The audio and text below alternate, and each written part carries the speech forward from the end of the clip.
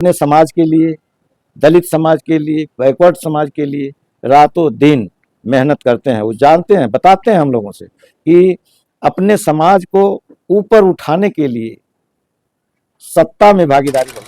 तो दोस्तों अभी हम मौजूद हैं कुशीनगर जिला के पडरौना क्षेत्र के मनसा छापर में, और हमारे साथ मौजूद है जनाब डॉक्टर इस्लाम साहब, पीस पार्टी के प्रदेश अध्यक्ष हैं। हम इनसे कुछ सवाल करेंगे और कुछ कठिन भी सवाल करेंगे, देखते हैं जवाब कैसे देते हैं। डॉक्टर साहब पहले तो बहुत बहुत स्वागत है आपके चैनल को, और आपको बहुत बहुत धन्यवाद। पहले तो ये बताइए आपने पीस पार्टी ज्वाइन क्यों किया? पीस पार्टी हमने देखा हालात, मैं नौकरी में था जी लेकिन 1995 से जब मैं देखा अन्य जिलों में कि हमारा समाज, दलित समाज, मोस्ट बैकवर्ड बहुत पीछे है, क्यों? उसको जागरूक करने के लिए हमने सियासत का माध्यम चुना जी और 2012 में जी मैं पीस पार्टी ज्वाइन किया। ऊ का जाने पीर पराई, जेके पैर न फटे बेवाई। अच्छा जो दर्द मेरे सामने था, वही दर्द हमारे पीस पार्टी के राष्ट्रीय अध्यक्ष आली जनाब डॉक्टर मोहम्मद अयूब सर्जन साहब को है। वो भी अपने समाज के लिए, दलित समाज के लिए, बैकवर्ड समाज के लिए रातों दिन मेहनत करते हैं। वो जानते हैं, बताते हैं हम लोगों से कि अपने समाज को ऊपर उठाने के लिए सत्ता में भागीदारी बहुत जरूरी है, सियासत बहुत जरूरी है। सियासत के माध्यम से ही अपने समाज का विकास किया जा सकता है। आपको मालूम है, जब से देश आजाद हुआ तब से हमको वोट डालने का अधिकार तो मिला, हम वोट तो डालते हैं, लेकिन हम कहाँ वोट डालते हैं, किसको देना चाहिए वोट, किस तरीके से देना चाहिए, हमारा समाज आज तक यह बात नहीं समझ पाया। अगर यदि समझ गया होता, देखिए मैं आपसे बता रहा हूँ कि दलित समाज वोट देता है सत्ता हासिल करने के लिए, बैकवर्ड समाज में यादव समाज वोट देता है सत्ता हासिल करने के लिए, लेकिन हमारा समाज वोट देता है हराने और जिताने के लिए। ये अपने लिए संघर्ष करता ही नहीं है। उसी दर्द को लेके आली जनाब डॉक्टर अयूब साहब ने रास्ता बनाया कि बिना पार्टी बनाए, बिना झंडा बनाए सत्ता में भागीदारी नहीं मिल सकती, जिसके लिए हम लोगों ने ठाना है कि सत्ता में भागीदार हमें बनना है, बन के ही समाज का विकास किया जा सकता है। पीस पार्टी एक बार चुनाव लड़ी थी तो उसमें 3-4 सीट निकला था ना, तो क्या हुआ कि चारों के चारों लोग बिक गए। उसके बाद से आज तक सत्ता में आई नहीं पीस पार्टी। देखिए ये 4 विधायक हमारे जीते थे। आप बताइए, बहुत अच्छा आपने सवाल किया। 224 विधायक समाजवादी पार्टी के अखिलेश यादव के थे 2012 में, 4 विधायक हमारे थे। आप बताइए, जो मुस्लिम हमदर्द होने का नारा लगाती है समाजवादी पार्टी कि हम मुस्लिम हमदर्द हैं, अगर डॉक्टर अयूब के 3 विधायकों को पैसा दे करके और तोड़ लिया, क्या जरूरत था? वो तो पूर्ण बहुमत की सरकार उसकी थी, समाजवादी पार्टी की, लेकिन क्यों तोड़ा? इसलिए तोड़ा कि इसका सामाजिक स्तर ऊपर न उठे, इसका शैक्षणिक स्तर ऊपर न उठे और ये राजनीतिक स्तर ऊपर न उठे, इसलिए पार्टी को खत्म करने की साजिश को लेकर के 2012 में अखिलेश यादव ने पीस पार्टी को तोड़ा।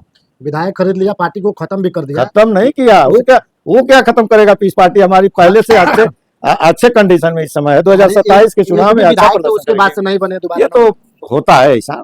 शायद पीस पार्टी के जो अध्यक्ष डॉक्टर अयूब है, अगर उन्होंने अपना कैंडिडेट ईमानदार उतारा होता तो आज ये हाल नहीं देखना पड़ता। नहीं, ऐसी बात नहीं है। पीस पार्टी ईमानदारों की पार्टी है, डॉक्टर अयूब से बड़ा ईमानदार कोई नहीं। और एक बात जान लीजिए कि आप वोटर हैं, मुस्लिम समाज वोटर है, और अन्य पार्टियां जो सेकुलर पार्टियां हैं, जो ढोंग रचती हैं मुस्लिम समाज का, उनके हितैषी नहीं है। वो चाहती हैं कि मुसलमान वोट करता रहे लेकिन नेता ना बने। उसी उद्देश्य से पीस पार्टी, आप बताइए, समाजवादी पार्टी जहां से लड़ती है वहां से कांग्रेस चुनाव नहीं लड़ती है, वहां से बहुजन समाज पार्टी चुनाव नहीं लड़ती है। जहां बहुजन समाज पार्टी के मुखिया चुनाव लड़ता है वहां से समाजवादी पार्टी नहीं लड़ती, वहां से कांग्रेस नहीं लड़ती। आप बताइए ना कि जहां से डॉक्टर अयूब एक पार्टी के राष्ट्रीय अध्यक्ष हैं, उनके खिलाफ समाजवादी पार्टी हमेशा प्रदर्शन करते हैं, हमेशा चुनाव लड़ाती है। 2012 में भी लड़ाई थी, 2017 में भी लड़ाई थी और 2022 में भी लड़ाई थी। 2022 में बहुजन समाज पार्टी भी लड़ाई थी, समाजवादी पार्टी भी लड़ाई थी, कांग्रेस भी लड़ाई तो थी। गठबंधन नहीं रहेगा तो सब तो पार्टी तो चुनाव गठबंधन लड़ेंगे। नहीं, आखिर तो गठबंधन हर सीटों पे नहीं होता है। हम लोग अनपढ़ थोड़े हैं, गवार थोड़े हैं। जहां से अखिलेश लड़ते हैं वहां से क्यों कांग्रेस अपना चुनाव अभी तो गठबंधन में नहीं कहाँ से नहीं लड़ेंगे? नहीं, इस समय तो गठबंधन है, इसके पहले तो नहीं था ना। लेकिन उनके अपना दोनों उनका पार्टियों के अपना बीच मैदान में। उनका अपना लीडर बना रहे, इसलिए वो सब एक है। केवल हमको आप देख लीजिए, क्या हम एक समाज को लेकर चलेंगे तो चुनाव जीत हम एक सकते हैं? समाज से कहाँ चलना है। हमारा तो नारा हिंदू एकता का राह चलेगा, हिंदू मुस्लिम साथ चलेगा। बिना हिंदू, हम कह रहे हैं डॉक्टर अयूब साहब का सोच है, यह भारत देश अंग्रेजों का गुलाम था, बिल्कुल। लेकिन 1947 के पहले हिंदू मुसलमान सिख ईसाई सारे लोग जब लगे तो अंग्रेजों को हिंदुस्तान छोड़ के भागना पड़ा। और उस दोस्ती को, उस मतलब प्रेम मोहब्बत भाईचारा को लेकर के आज भी पीस पार्टी का नारा है कि एकता का राज चलेगा, हिंदू मुस्लिम साथ चलेगा। अभी पीस पार्टी का क्या आप लोगों ने दिया था, उसको सरकार ने मंजूरी दी? ज्ञापन हम लोगों ने दिया था। किस चीज को जैसे लेकर ज्ञापन दिया जैसे आप लोगों 5000 स्कूल उत्तर प्रदेश सरकार बंद की थी अगस्त में, हम लोगों ने ज्ञापन दिया माननीय जिलाधिकारी महोदय के माध्यम से, माननीय राज्यपाल महोदय को, माननीय राष्ट्रपति महोदय को हम लोगों ने दिया। उस आपको मालूम होगा या इस चैनल के माध्यम से प्रदेश के लोग देख लें कि उसके तीसरे दिन वह आदेश उत्तर प्रदेश सरकार को वापस लेना पड़ा और आज एक भी स्कूल बंद नहीं है, प्राथमिक विद्यालय। दूसरा, हमने महिला सशक्तिकरण पे भी दिया ज्ञापन कि महिलाओं को, जो बच्चियां हैं तो जाती हैं परीक्षा देने, दूसरे जिले में जाती हैं और परीक्षा रात को 11 बज जाता है, उस समय कहाँ जाएंगी, स्टेशन पे जाएंगी, कहाँ जाएंगी। इसलिए हमारी मांग थी कि बच्चियों को दिन में एग्जाम कराया जाए और दिन में करा करके और समय से उनको छोड़ा जाए।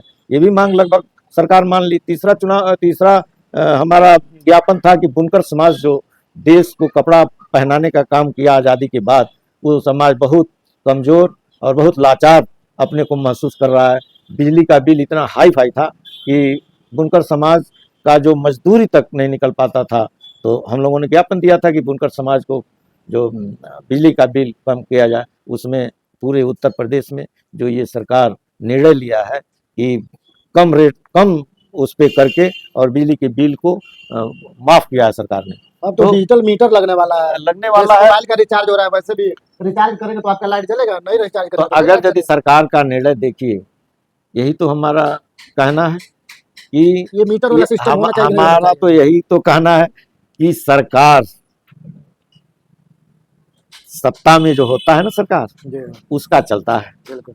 सिक्का उसी का चलता है। ये बताइए डॉक्टर अयूब इस बार चुनाव लड़ेंगे या नहीं लड़ेंगे? लड़ेंगे, कितने सीटों पे चुनाव काफी लड़ेंगे? तैयारी। हमको लगता है कि 50 जो 2012 में 45 सीटों पे दूसरे नंबर पे पार्टी रही, 2000 से 5000 के बीच में, उन सारे सीटों पर तो मजबूत हम उम्मीदवार उतार रहे हैं। लेकिन हम उम्मीदवार उतारेंगे पूरे प्रदेश में। पूरे प्रदेश में 403 सीट पे आप लोग चुनाव लड़ेंगे? 400 से कुछ सीटें छूट सकती हैं। अच्छा। लेकिन तैयारी है हमारी, हर जिले में तैयारी है।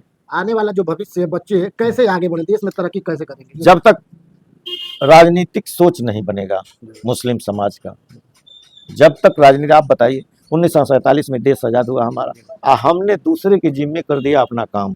हमारा काम कांग्रेस करेगी। 1992 में जब बाबरी मस्जिद शहीद हुई तो मुसलमान छोड़ा कांग्रेस को, ताड़ से गिरा खजूर पे आके अटका। मुसलमान कांग्रेस को छोड़ा, मुलायम सिंह समाजवादी पार्टी को वोट देना शुरू किया, बहुजन समाज पार्टी को वोट दिया।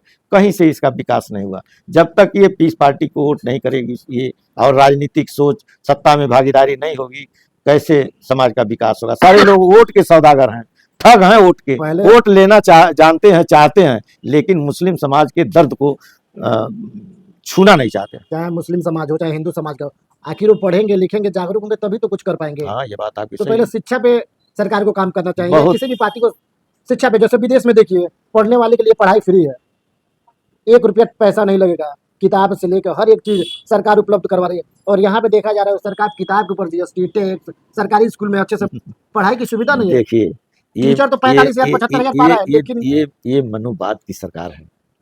इससे पहले भी तो ये मनुवाद की सरकार है। मनुवाद में लिखा है, अधम जात में विद्या पाए, भयहु यथा अहि दूध पिलाए। उसी नीति पे, दोहरी शिक्षा नीति पे उत्तर प्रदेश सरकार काम कर रही है। ये मनुवाद का नियम है कि जो गरीब है गरीब हो जाए और जो अमीर है वो अमीर हो जाए, उसी पे उनका काम चल रहा है। लेकिन क्या आपको हमको अपने बच्चों को तालीम देने के लिए आपकी जिम्मेवारी है, हमारी जिम्मेवारी है कि हम अपने बच्चों को, अपने समाज को तालीम दें। आपके पास सरकारी नौकरी आपने किया है, हम्म। अपने बच्चों को आप संतरेश्वर में पढ़ा रहे हैं, हम मजदूर है, किसान है, तो हम तो सरकारी स्कूल में पढ़ाएंगे ना। ये दोहरी शिक्षा नीति का मैंने अभी आपने जिक्र किया ना, तो आपके तो पास इसको तो सरकार में जो बैठे लोग हैं उनको इस पे काम करना चाहिए ना। आखिर जो गवर्नमेंटेड टीचर तो स्कूल में आ रहे हैं सरकारी स्कूल में ना, हाँ उसको भी तो 70 सैलरी 1000 मिल रहा है, हाँ, लेकिन बच्चे पढ़ नहीं पा रहे हैं सही से। कायदे से उस पर काम नहीं हो रहा है, कायदे से काम नहीं होता। नहीं हो रहा है। कायदे से काम होता तो बच्चे पढ़ते। देखिए उसी स्कूल के पढ़े लिखे हम लोग भी थे, जी आपने जिक्र किया कि हम नौकरी में थे, तो उसी स्कूल के पढ़े लिखे थे। आप एक बात बताइए, मदरसे से पढ़े लिखे मुंशी प्रेमचंद जी थे ना। जी भारत के पहले राष्ट्रपति जो थे डॉक्टर राजेंद्र प्रसाद मदरसे के पढ़े लिखे थे। डॉक्टर मनमोहन सिंह जो भारत के 10 साल प्रधानमंत्री रहे हैं, मदरसे के पढ़े लिखे थे। आप जान लीजिए, राजेंद्र सच्चर कमेटी का गठन कांग्रेस ने किया था और उस समय डॉक्टर मनमोहन सिंह प्रधानमंत्री थे। इन्होंने देखा जो शैक्षणिक मुस्लिम समाज में जो अशिक्षित लोग हैं, 100 में 6 आदमी पढ़ा लिखा है, 94 अनपढ़ है, तो उसके लिए उन्होंने मदरसे का गठन, हाई प्रोफाइल मदरसा, मतलब बढ़िया से बढ़िया मदरसा चले, तो उन्होंने मदरसे के माध्यम से पढ़ाना चाहा। चलिए, डॉक्टर इस्लाम साहब के बारे में क्या सोचते हैं और पीस पार्टी के डॉक्टर अयूब सर्जन के बारे में क्या सोचते हैं, कमेंट करके जरूर बताइएगा। वीडियो को लगातार शेयर करें, बने रहें हमारे साथ, जब तक के धन्यवाद।